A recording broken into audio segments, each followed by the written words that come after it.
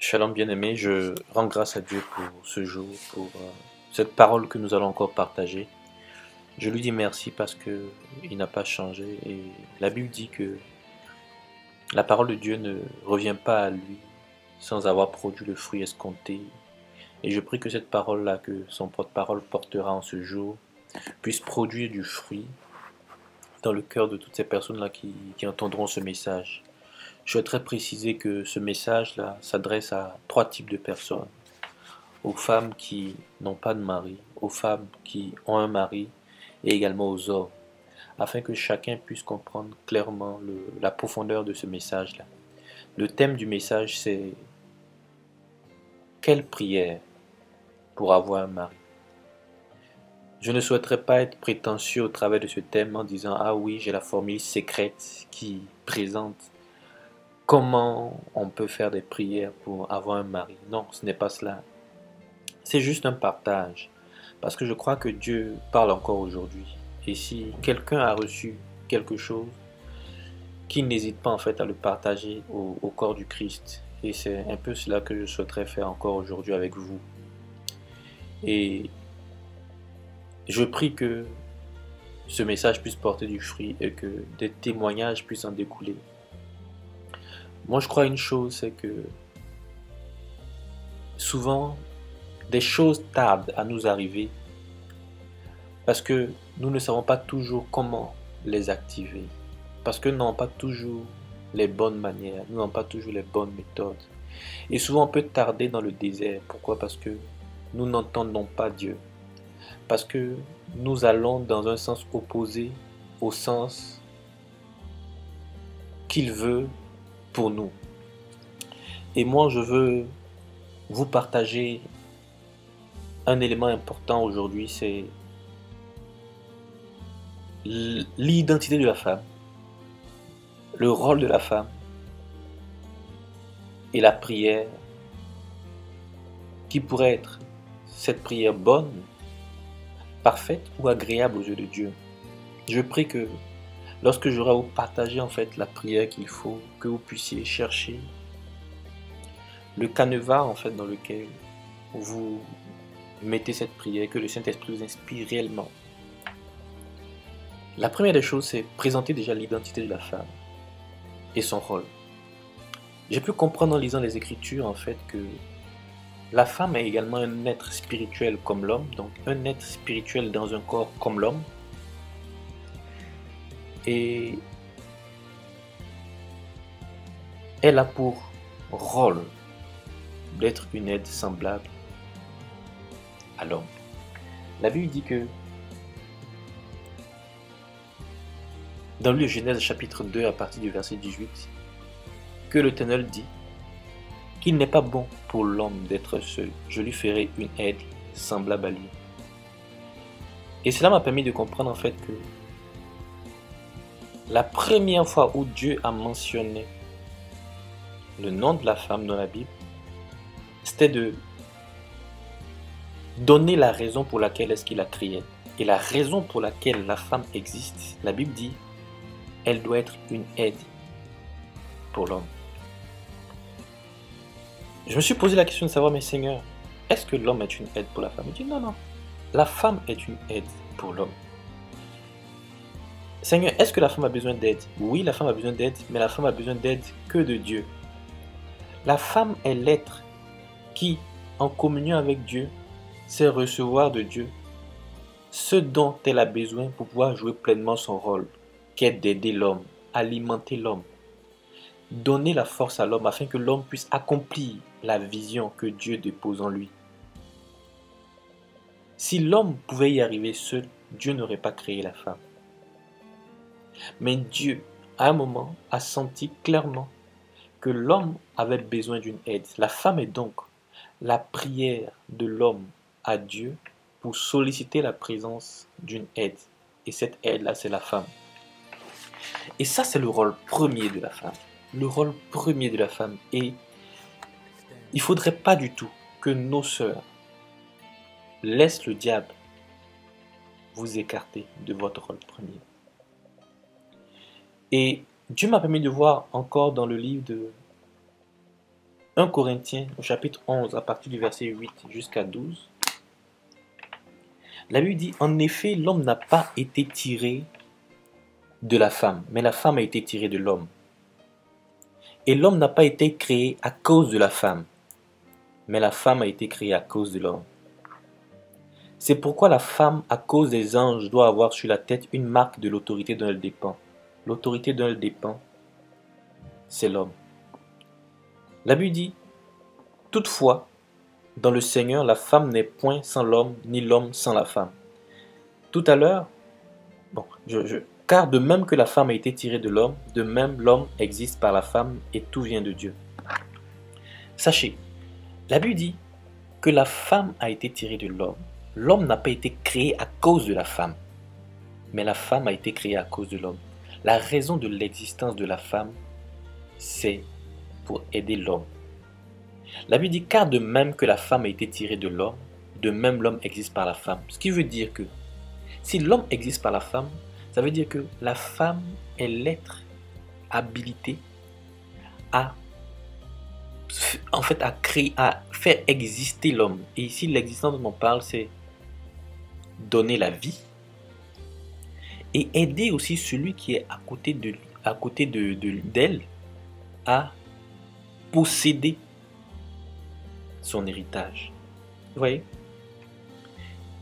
Et la Bible dit par la suite que et tout vient de Dieu. Ça, c'est dans le verset 12. Et tout vient de Dieu.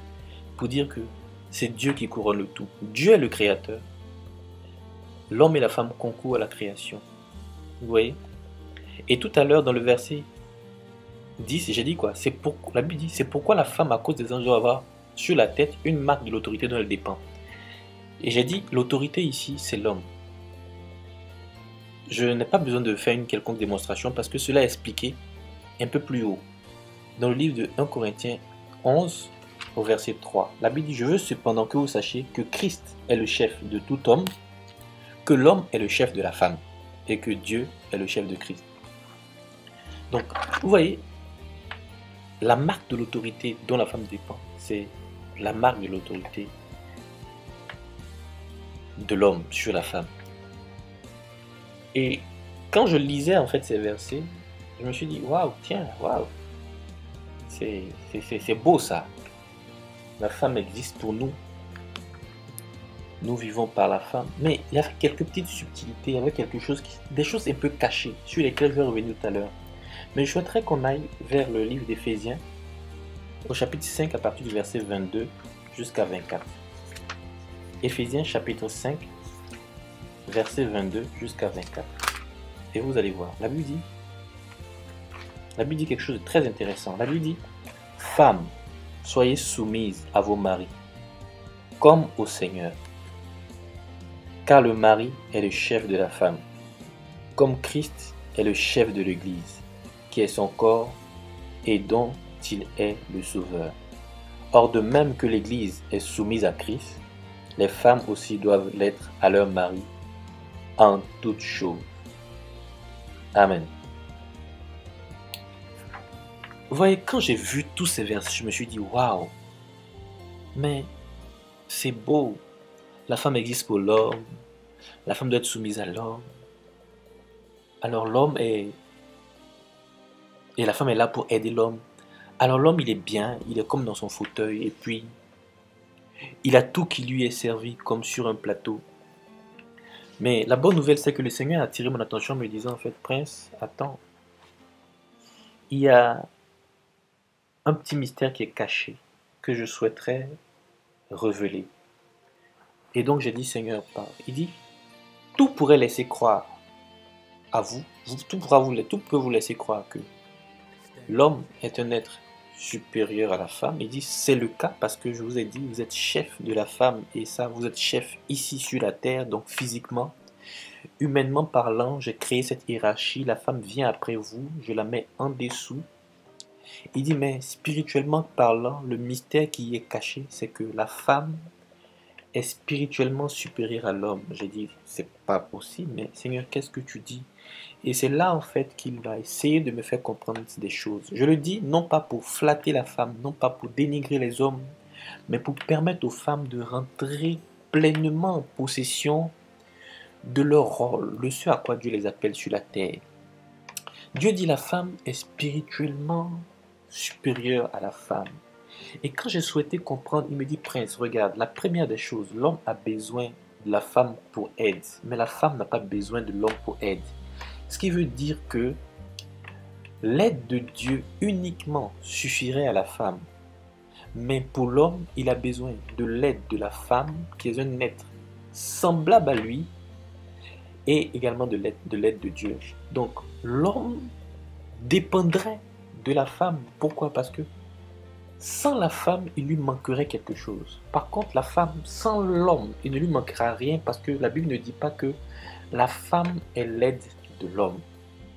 Non, plutôt l'homme est l'aide de la femme. La Bible ne le dit pas. Mais la Bible dit que la femme est l'aide de l'homme. Donc, Dieu me dit, donc ici déjà, ça montre que l'homme a une dépendance.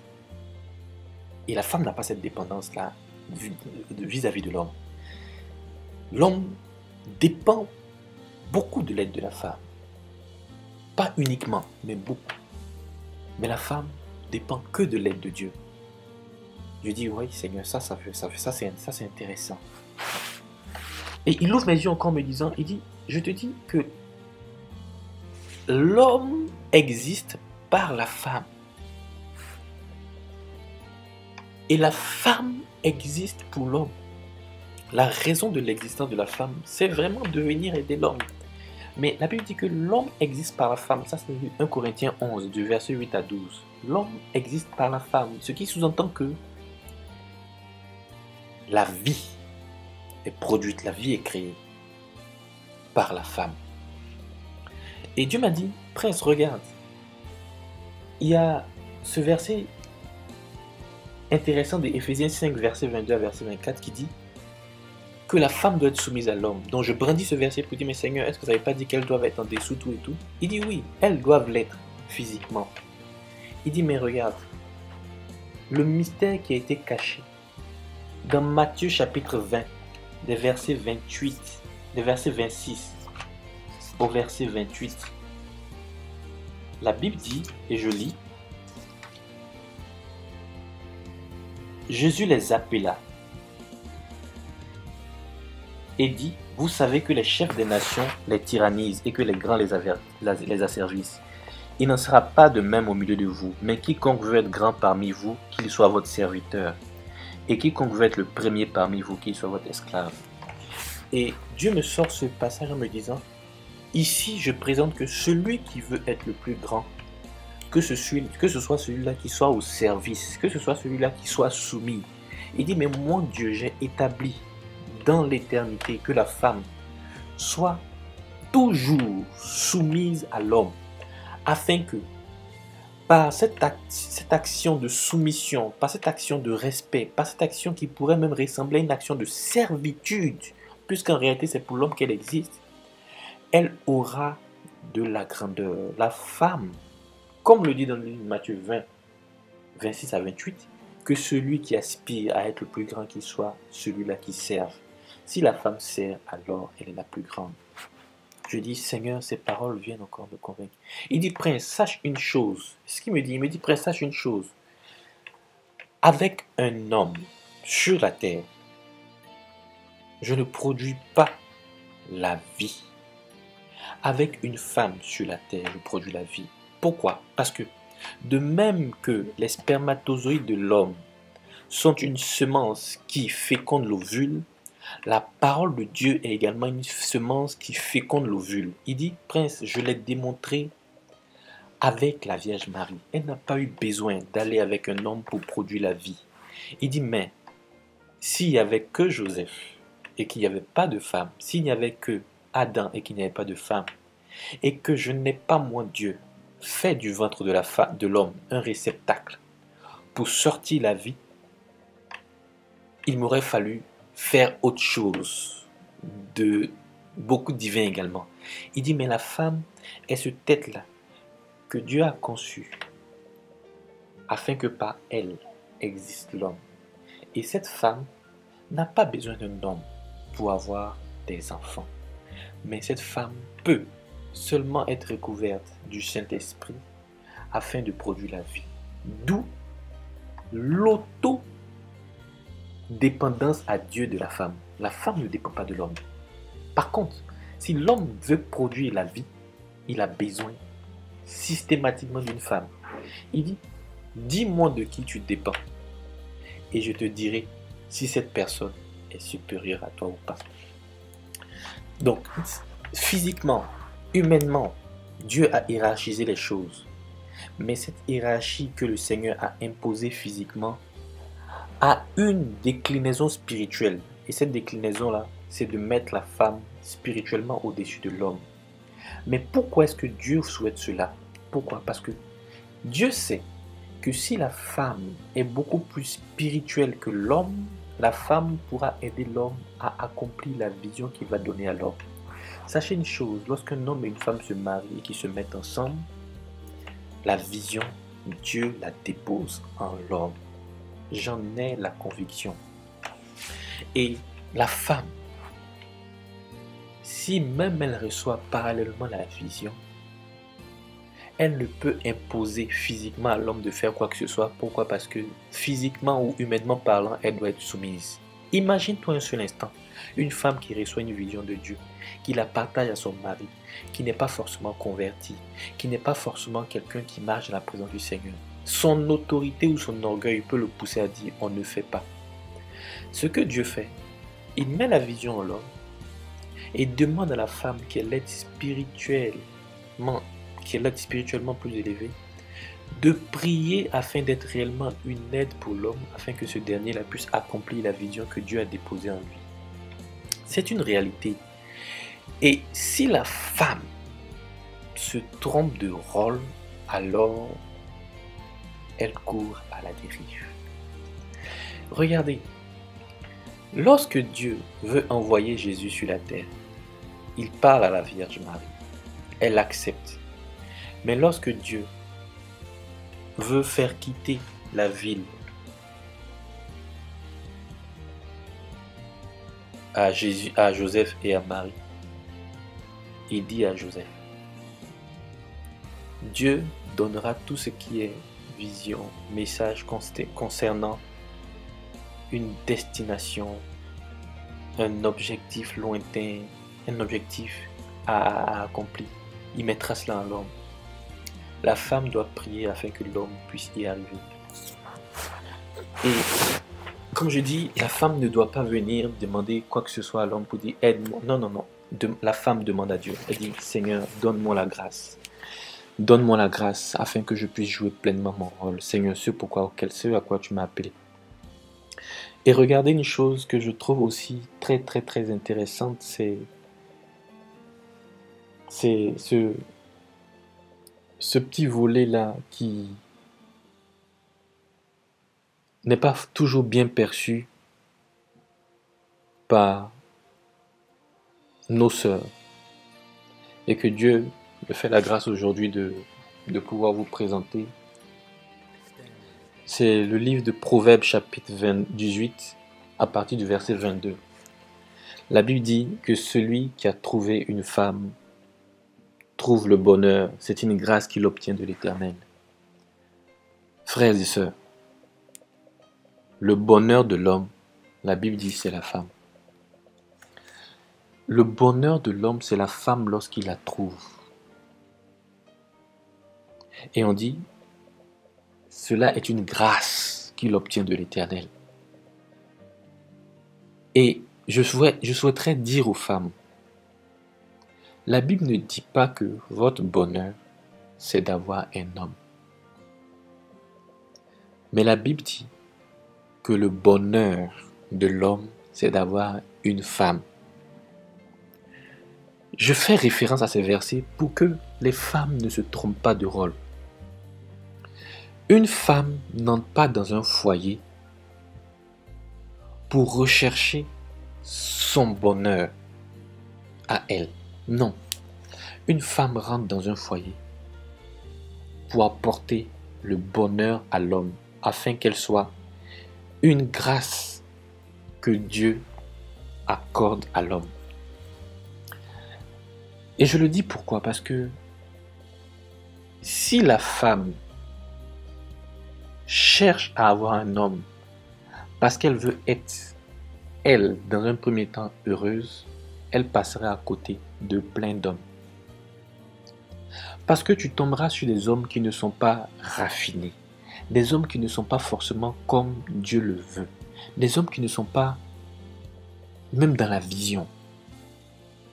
Mais sache une chose, si tu oublies le rôle premier qui t'est confié d'être une aide, tu viendras à chaque fois te plaindre en disant « Il ne me fait pas de cadeaux, il n'est pas présent, il est toujours dehors avec ses amis, il me trompe, il a 2 femmes, il a 3 femmes, il a 4 femmes. » Voici ce que tu présenteras généralement comme fardeau. Et parce que tout simplement à un moment tu auras l'impression de ne pas vivre le bonheur, tu vas te chercher. Alors que la Bible dit, c'est toi ton fardeau de rechercher le bonheur de l'homme. Lorsqu'un homme t'a trouvé, normalement il est censé avoir le bonheur. Ce bonheur-là, s'il l'a et s'il le consomme correctement, cela devrait éloigner toutes ces petites tares qui viennent généralement pour briser les couples. La femme doit être donc celle-là qui fléchit les genoux jour et nuit pour prier pour son mari, qui fléchit les genoux jour et nuit pour aider son homme à accomplir la vision que Dieu a déposée en lui. Tel est le rôle de la femme. Aujourd'hui, vous entendez des paroles disant « Je suis une femme, je veux travailler afin d'être financièrement indépendante, je ne veux pas dépendre d'un homme, je veux être même à même de faire ce que je veux, si je le veux, tout et tout. » Ma sœur, c'est bien. Mais cette prière-là, si tu l'adresses à Dieu, elle ne va pas dans le sens de ce que Dieu veut. Dieu pourra te donner facilement un travail si tu n'oublies pas ton rôle premier. Parce que l'indépendance que tu recherches, souvent, c'est pour être arrogante. C'est pour pouvoir en fait tenir tête à l'homme. Mais c'est pas à cela que Dieu nous appelle. Souvent, tu veux tenir tête à l'homme parce que cela te dérange que il te donne des instructions, qu'il fasse ceci, qu'il fasse cela, tout et tout. La Bible dit, ça tu dois accepter. C'est la soumission. Ce que la Bible te demande de faire, c'est de dire, Seigneur, donne-moi un travail. Non pas afin que je sois indépendante, mais afin que je puisse aider mon mari à partir du travail que tu me donneras. Je vous assure, une prière comme cela, elle est agréable à Dieu. Je me rappelle encore, je vous fais ce partage. J'étais en stage dans une entreprise, une compagnie de téléphonie mobile avant de travailler. Et je me disais que moi, je n'allais pas prier pour avoir du travail. Donc je ne priais pas. Et un jour, je descends, je vais à l'église. Et puis, je me mets à prier. Et dans mon cœur, il me vient cette intention. Seigneur, donne-moi la grâce de travailler afin de pouvoir subvenir aux besoins. Et j'ai donné un nom spécifique aux besoins de ma petite sœur. Et je vous assure que il ne s'est pas passé 9 jours. Non, plutôt, il ne s'est pas passé 10 jours que j'ai été embauché dans cette entreprise-là qui, disait-on, n'embauchait plus.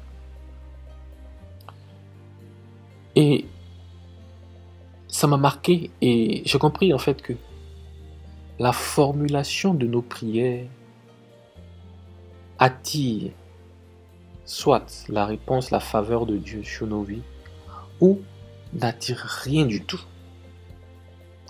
Moi, je vais te demander de faire un exercice. Tu n'as pas de mari. Tu en cherches. Tu as fait tout type de prière. Peut-être que celle-là, tu ne l'as pas encore faite. Mais je vais te la donner afin que tu puisses formuler ta prière ainsi et qu'on puisse voir ce que Dieu en fera. Et je prie que cette prière soit sincère dans ton cœur, que ce soit réellement la vérité, que ce soit vraiment avec ton esprit que tu pries. Que ce ne soit pas juste une astuce, une technique pour avoir et puis ne pas truc. Non. La première des choses qu'il faudrait que la femme accepte, c'est qu'elle a été créée pour l'homme. Ça, c'est un. Elle a été créée pour être une aide à l'homme. Ça, c'est deux. Et elle a été créée avec pour chef physique sur la terre ici, l'homme. Elle doit donc être soumise à l'homme, elle doit respecter l'homme. Ça, si tu gardes cela fortement dans ton cœur,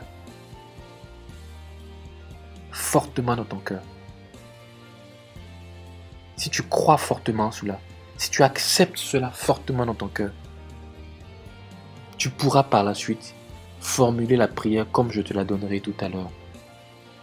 Et j'aimerais ouvrir une petite parenthèse pour les femmes.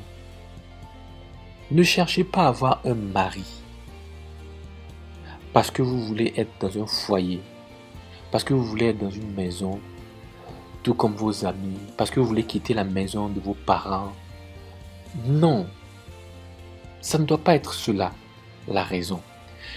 Parce que bien de femmes aujourd'hui sont mariées, mais parce qu'elles n'ont pas compris le rôle qui leur est assigné. Aujourd'hui, ce qui se passe, c'est que dans leur foyer, vu de l'extérieur, tout semble être rose, mais à l'intérieur, ça ne va pas. Parce que monsieur la trompe, monsieur ne rentre pas tôt, tout et tout, et la femme, plutôt que de jouer son rôle qui est de prier afin que l'homme puisse devenir un être selon le cœur de Dieu, la femme rentre dans des plaintes interminables. À telle enseigne où aujourd'hui les femmes ont décidé de dire, parce que tout simplement elles ont souhaité abandonner leur mission, les femmes ont décidé de dire tous les hommes sont pareils. Mais sachez une chose, si les hommes pouvaient même réussir par eux-mêmes à changer leur manière de faire, à arrêter d'être des coureurs de jupons, à faire ceci, cela, je vous assure, vous n'auriez pas été des aides. Dieu ne allait pas vous envoyer. Ce qui veut dire que même dans la mission de la femme, il y a également ces prières-là qui doivent s'élever vers Dieu pour l'homme, afin que l'homme soit sauvé. Parce que, madame, si ton mari est coureur de jupons, ça te fait trop mal, et que tu le laisses, tu t'en vas faire quelqu'un d'autre.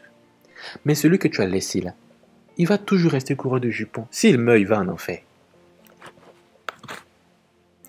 Donc, tu ne peux pas me dire que tu l'aimes, et que tu vois ça, et que ça te fasse mal, mais mal d'un point de vue égoïste, du genre, il te trompe, du genre, tu n'as pas le niveau. Non, non, c'est même pas forcément toi le problème. Hein. Ou je dirais, c'est pas toujours toi le problème. Le vrai problème, c'est que des mots de ce genre-là, donc quand je parle de mots, c'est mal au pluriel, des mots de ce genre-là, on en trouve partout. Un homme qui est constamment la tête dans le travail, qui abandonne même sa vie de famille parce qu'il aime beaucoup travailler, parce qu'il y a tout type de mots. Un homme qui est infidèle, qui a 2, 3, 4, il y a tout type de mots. C'est la responsabilité de la femme de prier afin que ça change. Du coup, si la femme n'est pas totalement connectée à Dieu, si la femme n'a pas pour base l'Éternel, si la femme n'a pas eu pour premier mari le Seigneur, Dieu, au temps de la détresse, elle va lâcher prise. Pourquoi? Parce qu'elle portera les souffrances là et puis elle va dire c'est trop pour moi. Or la Bible dit, n'oubliez pas que vos souffrances actuelles sont sans proportion devant la gloire à venir. Vous devez prier afin que les choses changent. Si nous allons toujours dans les églises et que nous disons que la prière du juste est d'une grande efficacité et que la prière avec foi peut déplacer les montagnes, là encore il y a nécessité de prier. Parce que tu ne peux pas venir et puis tout va être rose. Il y a des choses qui sont changées par la prière. N'oublions pas, la chair est faible et l'esprit est ardent. Tout homme est constitué d'esprit et de chair. Et souvent, lorsque la chair domine à ce moment-là, on commet des choses qui ne sont pas bien, et cela tant les hommes que les femmes. Souvenons-nous que la prière est celle-là qui prolonge la main de Dieu dans nos vies. Femme, retourne à ton premier amour. Femme, retourne à ton premier rôle. Ton premier amour, c'est Dieu. Ton premier rôle, c'est d'aider l'homme. Et je vais terminer pour ne pas être trop long en vous donnant ce que je pense être un petit cadeau en termes de prière. Femme, pour toi qui es déjà dans un foyer, lorsque tu auras à prier le Seigneur, demande au Seigneur de te donner la grâce de pouvoir jouer le rôle auquel il t'appelle. Celui-là qui est d'être une femme, une aide pour ton mari, une aide qui lui donnera la possibilité à cet homme-là de se sanctifier, de porter la vision de Dieu et de pouvoir entrer également à la fin de sa mission dans le royaume du Père. Fais cette prière. Dis au Seigneur, Seigneur, donne-moi ce cœur-là afin de supporter tout ce qui se passe, qui ne me plaît pas. Mais Seigneur, que je ne sois pas en train ici de rechercher mon bonheur, mais que je recherche plutôt le bonheur de l'homme. Fais cette prière et dis à Dieu de te faire cette grâce-là afin que tu puisses demeurer patiente, car toi, femme, tu as reçu l'amour dès le jour de ta naissance. Et pour celles qui ne sont pas mariées et qui recherchent un homme, ne faites pas les prières en disant « Seigneur, je recherche un homme pour être heureuse, pour avoir un foyer. » Non. Dis au Seigneur, Seigneur, il existe aujourd'hui un homme quelque part dont je suis la côte, dont je suis la moitié, qui aujourd'hui ne peut pas rentrer de plein pied dans l'accomplissement de la vision que tu as pour lui, parce qu'il n'a pas encore trouvé l'aide que je suis. Seigneur, je ne demande pas un homme pour pouvoir paraître. Je ne demande pas un homme pour pouvoir être dans un foyer. Mais Seigneur, je demande un homme afin de jouer pleinement le rôle auquel tu m'appelles. Celui-là, d'être une aide semblable à lui. D'être celle-là par qui descendra en fait des nations. Seigneur, voici le fardeau que je veux porter. Seigneur, donne-moi un cœur afin de pouvoir supporter toutes les péripéties.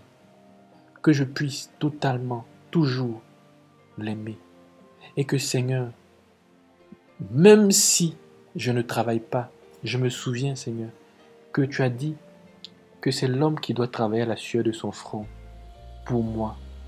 Mais Seigneur, je te prie tout de même de me donner un travail afin qu'à partir de ce travail, je puisse aider l'homme. Non pas Seigneur pour être indépendante vis-à-vis de l'homme, mais que Seigneur, mes revenus puissent aider l'homme à pouvoir s'occuper de la famille dont il est le chef. Au nom de Jésus-Christ Nazareth, je te dis, sœur bien-aimée, je frémis à mon esprit en faisant cette prière et je crois fortement que si nos prières, les prières de nos sœurs ne sont pas égoïstes, plein d'hommes pourront accomplir la vision à laquelle Dieu les appelle, car ils tomberont sur de bonnes femmes. Et la Bible dit dans Proverbe, chapitre 18, verset 22, qu'ils auront trouvé alors le bonheur. Et c'est une grâce qu'ils seront obtenus de la part de l'Éternel. Amen, amen, amen. Et je souhaiterais terminer en vous donnant ce verset-là, que je vais me permettre de chercher maintenant sur Internet, mais je dis déjà le verset pour le paraphraser. La Bible dit que la femme sage est celle-là qui bâtit sa maison de ses mains, mais la femme insensée est celle-là qui la renverse de ses mains. Sachons une chose, les sœurs, il ne peut avoir de bonheur dans un foyer sans le concours de la femme. La femme est celle-là qui peut donner des maux de tête à un homme, qui peut transformer son bonheur en autre chose. Elle est celle-là également qui peut rendre stable le bonheur. Alors ma sœur, si ton mari se comporte bizarrement tout et tout, reste silencieuse et connecte-toi à l'Éternel, celui qui t'a donné cette mission, et dis-lui, Seigneur, avec toi, je réussirai. Avec toi, j'y arriverai. Avec toi, je donnerai la possibilité à cet homme d'être heureux. Et c'est en ce sens-là que toi, femme, tu auras réussi ta mission et que tu auras donné la possibilité à l'homme de pouvoir bénéficier de la grâce que le Seigneur lui a accordée, qui est celle de t'avoir. Au nom de Jésus-Christ, soyez bénis. Amen.